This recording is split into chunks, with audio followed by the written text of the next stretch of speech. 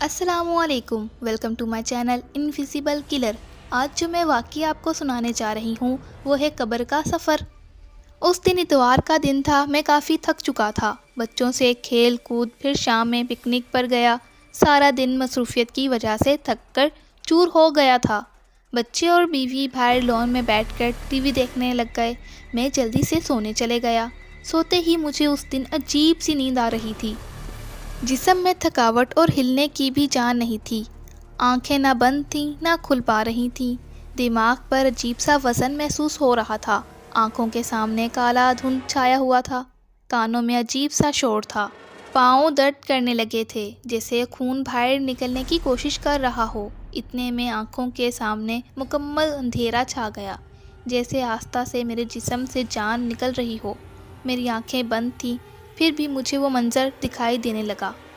نہ چاہتے ہوئے بھی دماغ میں ماضی کے پچھلے گناہ یاد آ رہے تھے، جیسے کوئی بھکاری بچہ مجھ سے بھیک مانگنے آیا اور میں نے اسے دھکا دے کر ہٹا دیا۔ لڑکیوں کی مجبوری کا فائدہ اٹھا کر ان سے کیے گناہ کی یاد۔ مجھے ایسے لگ رہا تھا جیسے میرے کیے سارے گناہ کسی مووی کی طرح میرے سامنے چل رہے تھے۔ میں جاگنے کی کوشش کر رہا تھا، پر جسم میں ذرا سی بھی ہلنے کی طاقت نہ بچی تھی، جیسے ایک خالی لاش کسی نہر میں تیر رہی ہو۔ میرے کانوں میں اذان کی آواز گونج رہی تھی، اور اس دوران میرے ہنسنے اور بات چیت کی یادیں، نماز پر جان بوجھ کر نہ جانا، ان سب یادوں سے ایک خوف طاری ہونے لگا۔ پھر کچھ لمحہ بعد مجھے کالے لباس میں ایک شخص دکھائی دینے لگا اور مجھ سے کہنے لگا، میں ملکن موت ہوں، تمہارا وقت اس دنیا میں پورا ہو چکا ہے اور مجھے حکم ہوا ہے کہ تمہاری جان لے لی جائے۔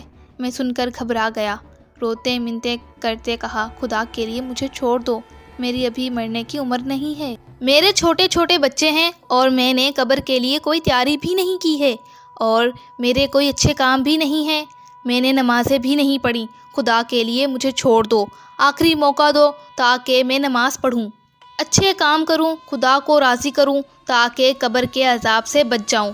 میری التجا سن کر وہ مجھے افسوس سے کہنے لگے، اے ابن آدم، تمہیں معلوم بھی تھا کہ موت کی کوئی عمر نہیں ہوتی، تو تم نے یہ سب اچھے کام کیوں نہیں کیے پہلے؟ تم دنیا میں جس کام کے لیے آئے تھے وہ بھی تم بھول گئے۔ جنہوں کے لیے تم نے دنیا میں کام کیا تو وہ آج سب کہاں ہیں؟ افسوس، تم نے ساری زندگی بڑے بڑے واسطے بنائے، وہ بھی آج تمہارے کسی کام نہیں آ سکے، کیونکہ خدا کی طرف سے تمہاری جان لینے کا حکم ہوا ہے، جسے کوئی بھی ڈال نہیں سکتا۔ اب تمہارا جیسا عمل ہوگا ویسے ہی برتاؤ ہوگا تم سے۔ وہ میری روح قبض کر چکا تھا اور اب میں اسی بستر پر لاش کی طرح سویا ہوا تھا۔ میرے چاروں طرف میری بیوی، بچے اور خاندان والے موجود تھے۔ سب میرے لیے رو رہے تھے۔ کچھ فون پر ادھر ادھر میرے مرنے کی اطلاع دینے لگے۔ عورتیں دھاڑے مار مار کر رو رہی تھیں، جن کی آواز سے میری روح کو تکلیف پہنچ رہی تھی۔ میں سب کچھ دیکھ اور سن پا رہا تھا، پر بول نہیں سکتا تھا۔ میری نظریں وسیع ہو چکی تھیں، مجھے سب کچھ آسانی سے دکھائی دے رہا تھا۔ گھر میں مہمان کا آنا جانا بڑھنے لگا۔ کچھ میری تعریف کر رہے تھے کہ کچھ میری برائی، اور برائی کرنے والوں کی وجہ سے میری روح کو تکلیف پہنچ رہی تھی۔ تھوڑی دیر بعد مسجد میں میرے نام کا اعلان ہونے لگا۔ اعلان سن کر میں حیران ہو رہا تھا۔ دنیا میں جب زندہ تھا تو میرا نام لینے سے پہلے میرا رتبہ، میرا عہدہ، میری تعریف بیان ہوتی تھی، اور آج صرف اتنا کہا گیا کہ احمد خان ولد اعجاز خان اس فانی جہاں سے ہمیشہ کے لیے انتقال کر چکے ہیں۔ میری روح مکمل قبض ہو چکی تھی۔ اتنے میں دوسرا فرشتہ میرے پاس آیا اور کہنے لگا، اے ابن آدم، تم نے جو مال جمع کیا تھا وہ کہاں ہے؟ تم جو ساری زندگی دولت کمانے اور جمع کرنے کے چکر میں خدا سے غافل رہے، تو بتاؤ اب وہ دولت تمہارے کس کام آئی؟ کیا وہ تمہاری جمع کی ہوئی دولت تمہیں خدا کے عذاب سے بچا سکتی ہے؟ ہرگز نہیں۔ تمہیں جب معلوم تھا کہ قبر میں صرف اچھے اعمال کا آنا ہے، تو پھر بھی تم نے خدا کی عبادت اور اس کے حکموں سے غافل کیوں رہے؟ کیوں دنیا کے چکر میں جان بوجھ کر کسی مجبوری کے بغیر نمازیں چھوڑیں؟ اب تیار ہو جاؤ اپنے اچھے برے انجام کے لیے۔ اس کے کسی بھی سوال کا میرے پاس کوئی جواب نہ تھا۔ میں اس کے سوالوں سے شرمندہ ہو رہا تھا اور میرے اوپر ڈر حاوی ہونے لگا۔ نہ جانے دفن ہونے کے بعد قبر میں میرے ساتھ کیا ہوگا۔ پھر مجھے جلدی ہی غسل دینے کے لیے لے جایا گیا۔ غسل دینے والے جب میرے جسم کو چھو رہے تھے تو مجھے بڑی تکلیف ہو رہی تھی، کیونکہ اس کی زبان پر کوئی قرآنی آیت یا درود شریف وغیرہ نہیں تھا۔ میرے اوپر کھڑے سب اپنی اپنی باتوں میں مگن تھے۔ کوئی میری موت سے خوف نہیں کھا رہا تھا کہ انہوں نے بھی کبھی مرنا ہے۔ کسی کی زبان پر کوئی نیک کلمہ نہیں تھا جس سے میری روح کو سکون پہنچے۔ میری روح وہاں گناہگار روحوں میں شمار تھی، جیسے لوگوں کی دعائیں ہی سکون پہنچا سکتی تھیں۔ تھوڑی ہی دیر میں مجھے غسل بھی دیا گیا، پھر مجھے چارپائی پر سلایا گیا۔ اب میرے چاروں طرف میرے گھر والے، بیوی، بچے، بھائی بہنیں، رشتہ دار، دوست احباب سب میری لاش پر رو رہے تھے۔ میرے دوست جنہوں نے مجھ سے وعدہ کیا تھا کہ ہم ہر مشکل میں تمہارا ساتھ دیں گے، آج وہ بھی دور کھڑے اکیلے کونے میں رو کر خاموشی سے مجھے الوداع کہہ رہے تھے۔ پھر ایک شخص آ کر کہنے لگتا ہے، جنازہ اٹھانے کا وقت ہو چکا ہے، بھائی سب انتظار میں ہیں۔ سنتے ہی میرے گھر والے پھر سے میری چارپائی کو پکڑ کر زور زور سے رونے لگے۔ میں ان کے رونے سے پریشان ہو رہا تھا۔ مجھے سمجھ نہیں آ رہی تھی یہ سب میرے لیے اتنا کیوں رو رہے ہیں۔ کیا میں نے ان کو کوئی دکھ دیا ہے؟ ان سب کو ہٹا کر میرے جنازے کو اٹھایا گیا۔ میں پریشان ہو رہا تھا، یہ سب مل کر مجھے کہاں لے جا رہے ہیں۔ میں ایک چارپائی پر تھا اور میرے آس پاس بڑی تعداد میں لوگ تھے۔ میرا جنازہ سفر میں ہی تھا کہ اتنے میں تیسرا فرشتہ میرے پاس آیا اور کہنے لگتا ہے، اے ابن آدم، تم ایک لمبے سفر کی طرف جا رہے ہو، جو تو یہ سفر پہلی بار کر رہا ہے۔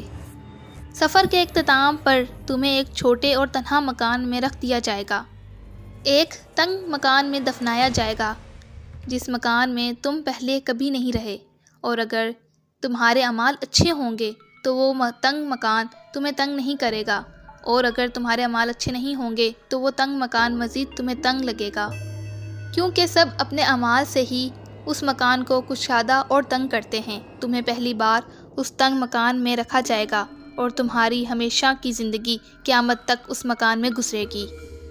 اتنے میں وہ غائب ہو گیا اور مجھے پریشانی ہو رہی تھی کہ نہ جانے مجھے وہ مکان کیسے ملے گا، تنگ یا کشادہ۔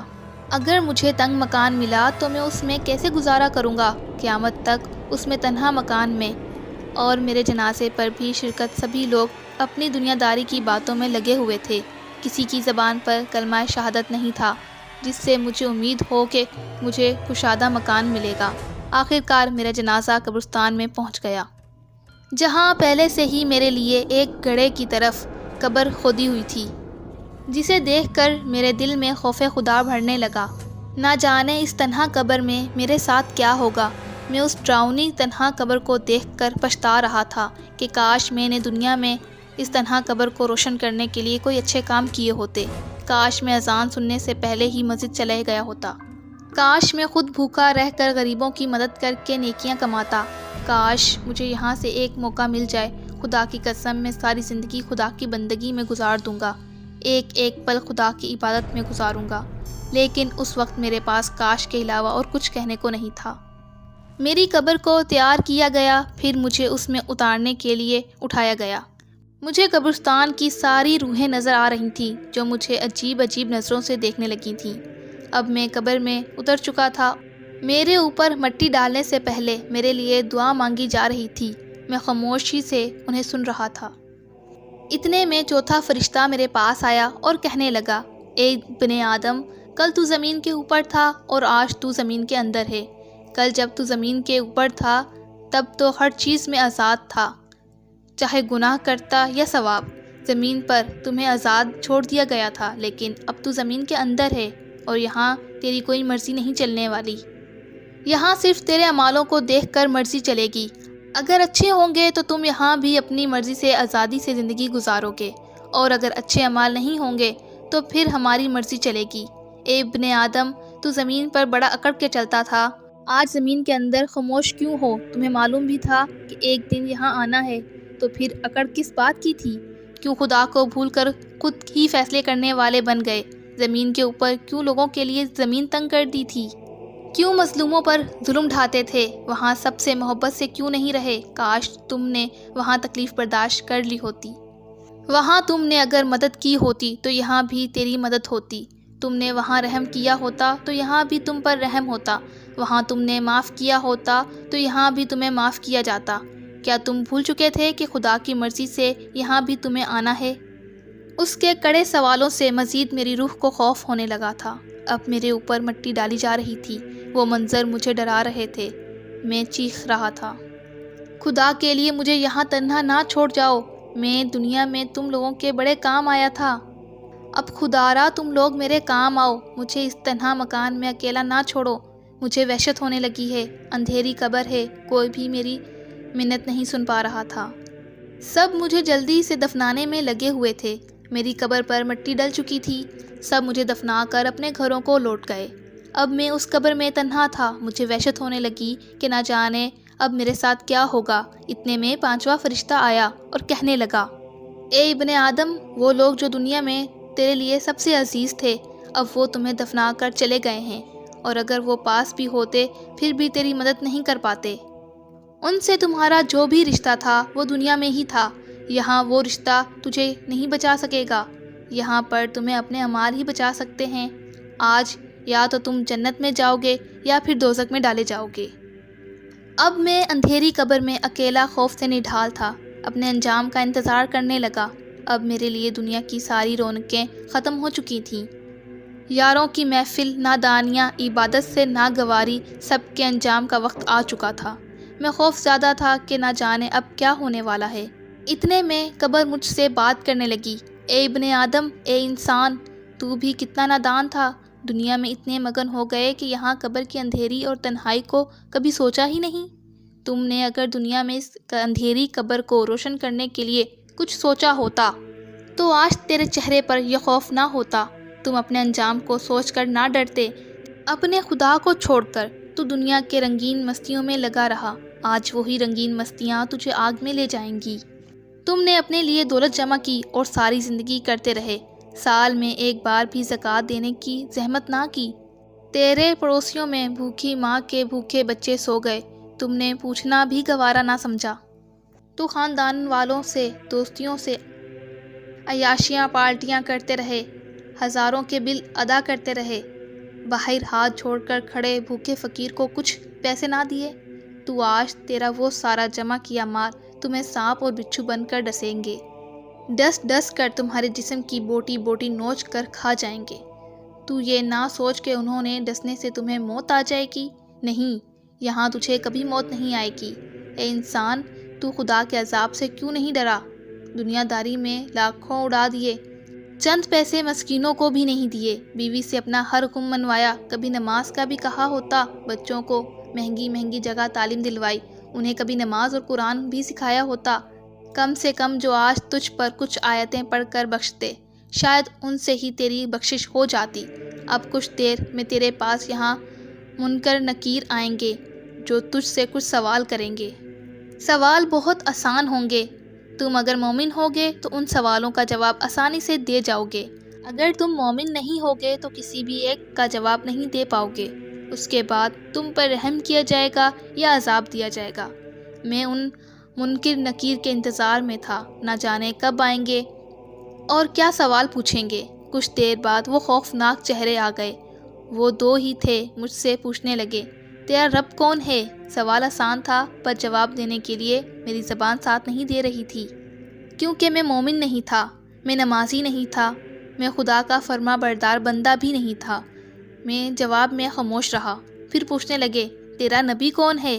اس بار بھی میں خاموش رہا، کیونکہ میں دنیا میں عاشق رسول صلی اللہ علیہ وآلہ وسلم تو تھا، پر اس رسول پر کبھی درود نہیں پڑھا، کبھی اس کا دل سے میلاد نہیں منایا، کبھی اس کی طرح بندوں سے محبت میں نہ رہا، کبھی اس کی طرح یتیم اور مسکین کی مدد نہ کی۔ تو آج صرف اس نام کے عشق رسول کا، اپنے نبی کا نام لینے کے لیے زبان بھی ساتھ نہیں دے رہی تھی۔ پھر پوچھنے لگے، تیرا دین کیا ہے؟ اس بار بھی مجھ سے کوئی جواب نہیں دیا جا رہا تھا، کیونکہ میں دنیا میں دین کے قریب تھا ہی نہیں، دین کے حکامت سے غافل تھا، جھوٹا تھا، مکار تھا، صرف نام کا ہی مسلمان تھا۔ جب انہوں نے کسی بھی سوال کا جواب نہیں ملا تو وہ غصے سے چلے گئے۔ ان کے جانے کے بعد مجھ پر قبر میں تپش ہونے لگی۔ میرے بائیں طرف سے ایک کھڑکی نما جگہ کھل گئی۔ اس کھڑکی میں آگ شعلوں کے ساتھ میرے قریب ہو رہی تھی۔ قبر میں بدبو بھرنے لگی تھی اور قبر چاروں طرف سے تنگ ہوتی جا رہی تھی۔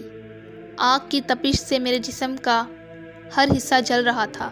میں چیخ رہا تھا، چیخ چیخ کر پوچھ رہا تھا مجھے کیا ہو رہا ہے، کیوں میری قبر تنگ ہو رہی ہے، آگ کیوں میرے جسم کو جلا رہی ہے۔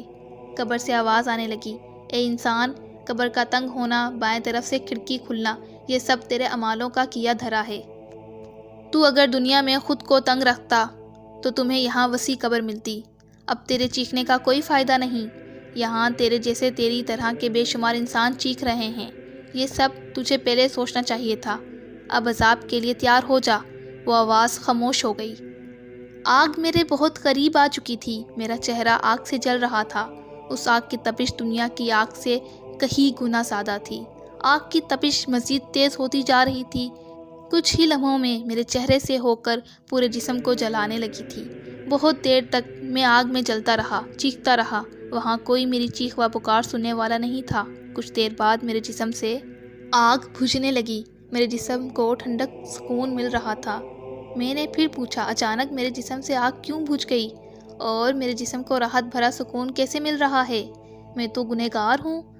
غیبی آواز سے مجھے جواب ملا، دنیا میں تیرے وارث تیری بخشش کے لیے قرآن خوانی کروا رہے ہیں، اور جب تک تیرے لیے قرآن کی تلاوت ہوتی رہے گی تب تک تمہیں کوئی عذاب نہیں دیا جائے گا، اور یہ بھی ہو سکتا ہے اس قرآن اور دعاؤں کے صدقے تیری بخشش ہو جائے۔ کافی دیر تک مجھ سے عذاب ہٹا رہا، پھر اچانک سے قبر میں وہی بدبو آنے لگی، گرم ہوا پھر سے چلنے لگی، پھر سے بائیں کھڑکی کھل گئی، پھر غیبی آواز آئی، دنیا میں تیرے وارث اب بھی اگر اپنے دوستوں اور دنیا کے سامنے نام بنانے کو چھوڑ کر تمہارے نام کا صدقہ خیرات غریبوں میں تقسیم کر دیتے تو بھی تیری بخشش ہو سکتی تھی، کیونکہ خدا تب بہت خوش ہوتا ہے جب کوئی اس کے بھوکے بندوں کو کھانا کھلاتا ہے۔ اب تو اپنے عذاب کے لیے پھر سے تیار ہو جا۔ اس کے خاموش ہوتے ہی پھر سے آگ کا جلنا ناقابل برداشت بدبو میں پھر سے چیخنے لگا۔ اتنے میں میری قبر سے ایک بڑا بچھو نکلنے لگتا ہے جو میرے پاؤں سے ہو کر میرے منہ کی طرف آتا ہے۔ اتنے میں اس کے جیسے اور بھی بہت سے بچھو نکلنے لگتے ہیں جو انسانی ہاتھ سے بہت بڑے، موٹے، کالے اور خطرناک تھے، جنہیں دیکھتے ہی میں تڑپنے لگا۔ پھر چیخ کر پوچھا، یہ کیا ہو رہا ہے؟ غیبی آواز سے جواب آیا، اے انسان، یہ بچھو تمہارے گناہوں سے پیدا کیے گئے ہیں۔ تم جو دنیا میں کسی کو گالی دیتے تھے، اس ایک گالی کے بدلے یہاں ایک بچھو پیدا ہوتا تھا، اور اب یہ تمہیں نوچیں گے۔ اس کے ایک ڈس سے تم زمین میں کہیں نیچے چلے جاؤ گے اور پھر اوپر آؤ گے، پھر دوسرا ڈسے گا۔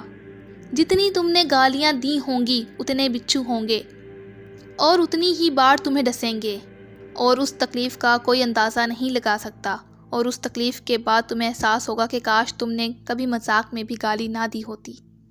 وہ ان گنت بچھو تھے جس سے میری قبر بھر چکی تھی، باری باری ایک ایک ڈستا گیا۔ ان کے ڈسنے سے جو تکلیف پہنچ رہی تھی ان کا کوئی اندازہ بھی نہیں لگا سکتا۔ کافی دیر تک میں اسی عذاب میں تڑپتا رہا۔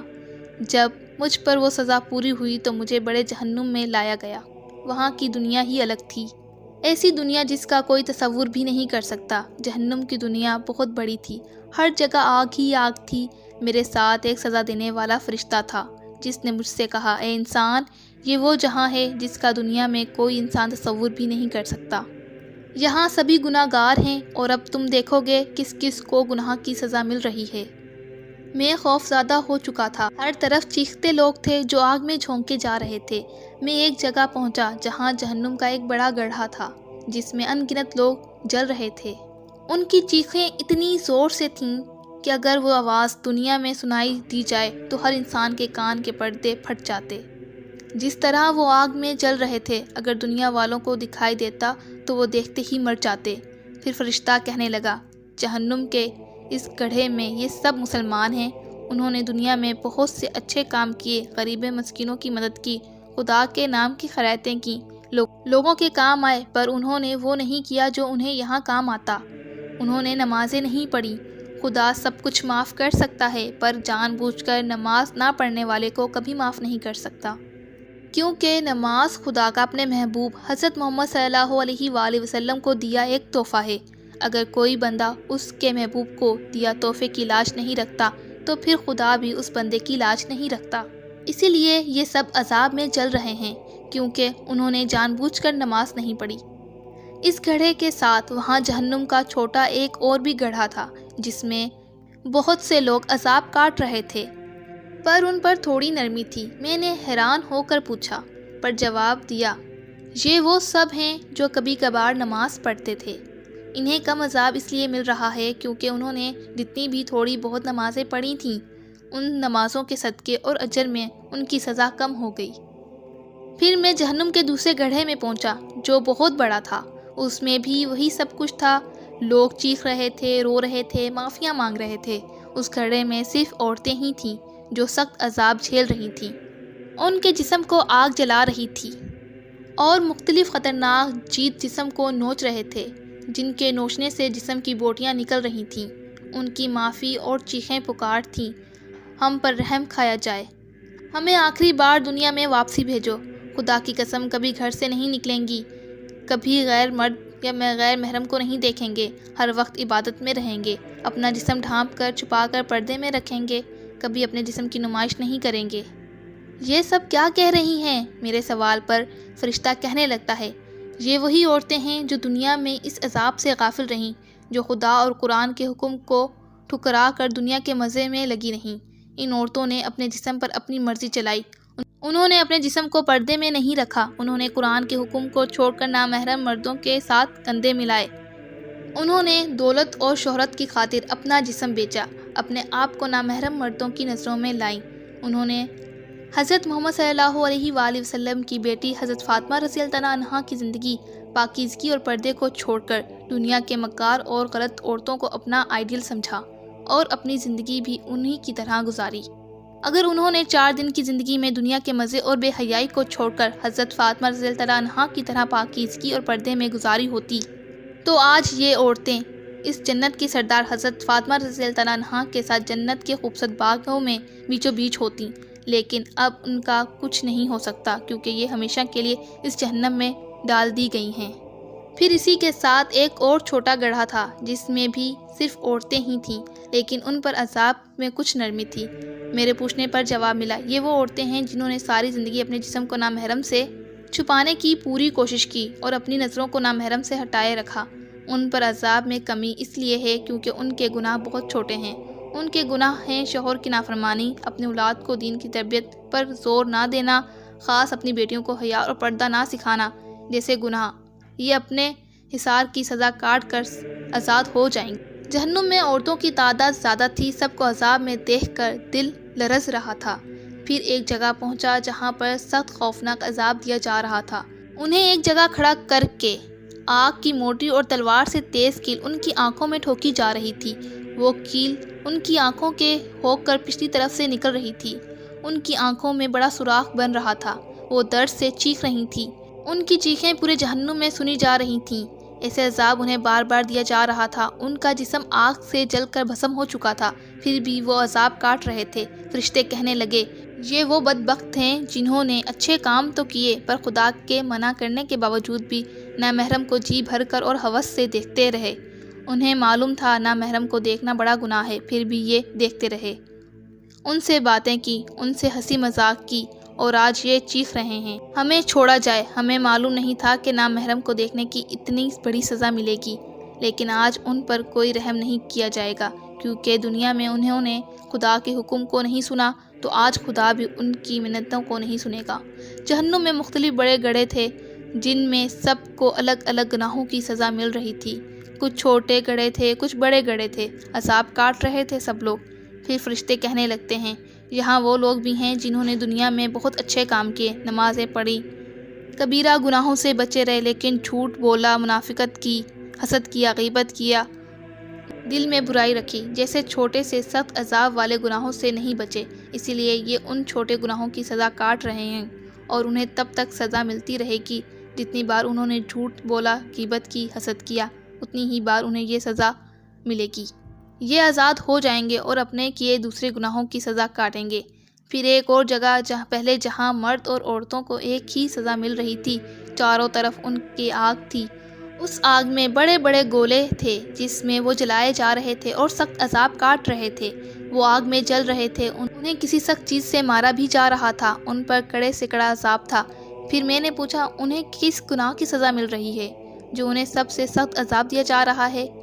وہ جواب میں کہنے لگا، یہ وہ سب ہیں جنہوں نے دنیا میں اپنے والدین کی نافرمانی کی۔ خدا نے قرآن میں فرمایا، اپنے والدین کو اف تک نہ کہو، اور انہوں نے ان سے زور سے بات کی اور انہیں برا بھلا کہا، ان سے بدتمیزی کی، ان کی بے ادبی کی، ان کا دل دکھایا، ان کا حکم نہ مان کر انہیں رلایا، انہوں کے فیصلوں کو ٹھکرایا، اپنی مرضی کے فیصلے کیے۔ یہ اپنے والدین کی نافرمانی کی سزا دنیا میں بھی کاٹیں گے اور یہاں پر بھی کاٹیں گے، کیونکہ محمد صلی اللہ علیہ وسلم نے کبھی بھی ماں باپ کی نافرمانی کرنے والوں کے لیے رحم کی دعا نہیں مانگی۔ میں سب کا عذاب دیکھ کر خوف زدہ تھا، نہ جانے میرے ساتھ کیا ہونے والا ہے۔ بڑا گناہ گار تو میں بھی ہوں، میں بے نمازی تھا، جھوٹا تھا، دل دکھایا، والدین کا نافرمان تھا، اپنے مفاد کا تھا، دھوکے باز تھا۔ مجھے خوف زدہ اور حیران دیکھ کر فرشتے کہنے لگے، تم ان پر عذاب دیکھ کر خوف زدہ ہو گئے، اس پورے جہنم میں صرف مسلمان ہیں، تم ان پر اتنا سا عذاب دیکھ کر کانپ رہے ہو؟ ان پر جو عذاب ہے وہ ان کے مقابلے میں کچھ بھی نہیں جو کافروں اور غیر مسلم کو ملتا ہے۔ ان پر عذاب دنیا میں کوئی غیر مسلم دیکھ لے تو خدا کی قسم وہ مسلمان ہو کر مومن بن جائے، پھر ان جیسا مومن دنیا میں نہیں ہوگا۔ مسلمان کے لیے جنت بہت ہی سستی ہے، بس اس کے لیے اسے 4 دن کی زندگی میں دنیا کی رونقوں کو چھوڑنا ہوگا۔ ہر مشکل وقت میں بھی نماز پڑھے، ضرورت سے زیادہ جھوٹ نہ بولے، کسی کی غیبت نہ کرے، سب کے ساتھ اچھے سے رہے، کسی کے لیے دل میں نفرت نہ پالے، اپنی آنکھوں اور جسم کی نامحرم سے حفاظت کرے، والدین کا ادب کرے، اپنی اولاد کو دین سکھائے۔ ان کاموں سے بھی وہ جنت خرید سکتا ہے۔ پھر میری طرف دیکھ کر کہنے لگا، اب تم اپنے عذاب کے لیے تیار ہو جاؤ، تمہارے ساتھ بھی وہی ہوگا جو تم یہاں دیکھ آئے ہو۔ سنتے ہی میری چیخیں نکل گئیں، میں تو بہت بڑا گنہگار ہوں، میں نے چھوٹے بڑے بہت گناہ کیے ہیں، میرے اتنے گناہ ہیں کہ دنیا میں بھی خدا سے اپنے گناہوں کی معافی نہیں مانگی، اگر معافی مانگ لیتا تو شاید پھر بھی نہ ملتی۔ سن کر وہ کہنے لگتا ہے، اے نادان انسان، تم چاہے کتنے بھی گناہ گار ہو جاؤ، خدا معاف کر دیتا ہے، اگر نہ کرے۔ دنیا میں ایک ایسی ہستی ہے جو تمہیں خدا سے معافی دلوا سکتی ہے، وہ ہے آخری پیغمبر حضرت محمد صلی اللہ علیہ وآلہ وسلم۔ آپ کروڑوں گناہ کر کے بھی خدا کی بارگاہ میں جاؤ، سچے دل سے معافی مانگو اور کہو، اے خدا، تجھے تیرے محبوب کا واسطہ مجھے معاف فرما دے، تجھے اس محبوب کا واسطہ جس کے لیے تم نے یہ 2 جہاں بنائے۔ پھر دیکھنا خدا معاف کر دے گا، کیونکہ خدا وہ دعا کبھی رد نہیں کرتا جس میں اس کو اپنے محبوب کا واسطہ دیا جائے۔ میں پچھتا رہا تھا، گناہ تو بہت ہو گئے، کاش ایک بار دل سے معافی مانگ لی ہوتی تو آج اس طرح جہنم کی آگ میں نہ جلایا جاتا۔ امید کرتی ہوں اس واقعے سے آپ نے بہت کچھ سیکھا ہوگا۔ پھر ملتے ہیں ایسے ہی واقعات کے ساتھ، تب تک کے لیے اللہ حافظ۔